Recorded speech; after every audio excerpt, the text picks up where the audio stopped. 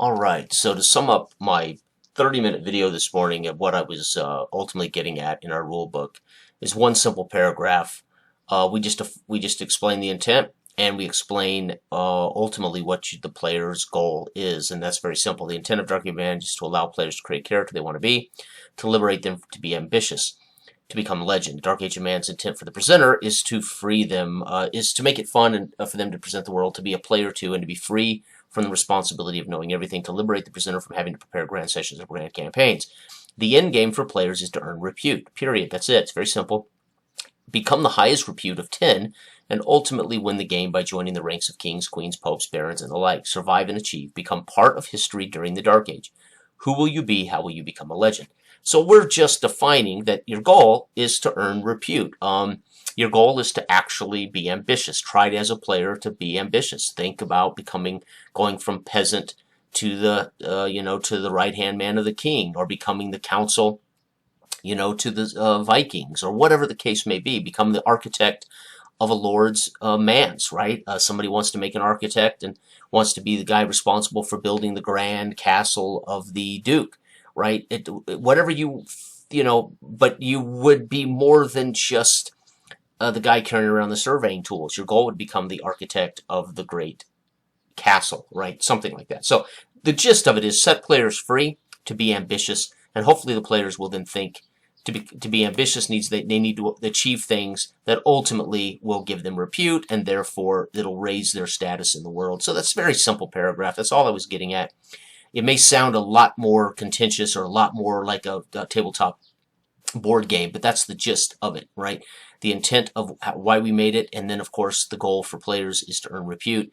And what this does, like any game, is when players understand ultimately what the end game is, what the goal is, they come up with all kinds of strategies to achieve success or earn repute. That's what we're trying to do, is not define how players become legend, but to inspire them to become legend, right? That's it. Very simple. And this also, to get to the rules, somebody had made a comment on the last video, you need to make sure you define how that can be done.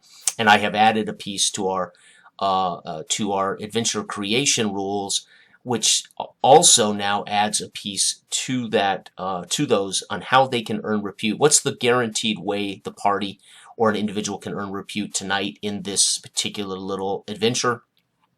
That's a guarantee.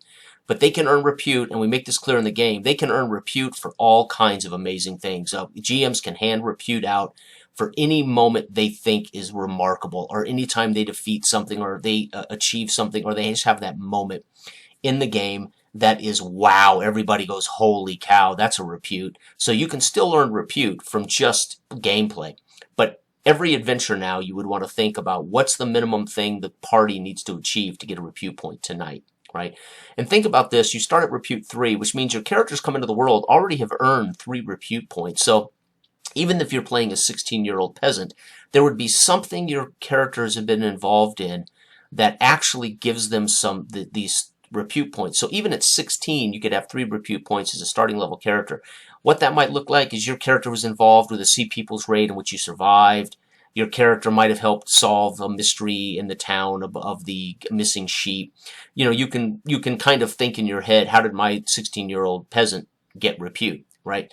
Then all you need is really to play and enjoy an adventure, have ambition, but hopefully you'll earn repute and get eventually up to 7, 8, 9, 10, whatever, depending on the escalation of your achievements or the escalation of your character's stuff. But I thought, it's not that our game has changed. We're not changing the game. We're just putting in a paragraph that kind of tells you what our goal is and tells players that, hey, think about repute as what you're trying to achieve every session, some kind of repute, right? That's it. So anyway, thanks for listening. Everybody out there, it's really not a change in the rules. It's not a change in the idea of how you role play, but to make it clear to players, there is kind of a end game scenario. Once you get to repute 8, 9, or 10, right, you're pretty much have secured your legend in the world, depending on how those 8 points were achieved. Once you get to 10, you're going to be recognized as someone that history would actually make note of. That's what this is about. All right, thank you for watching. Good day.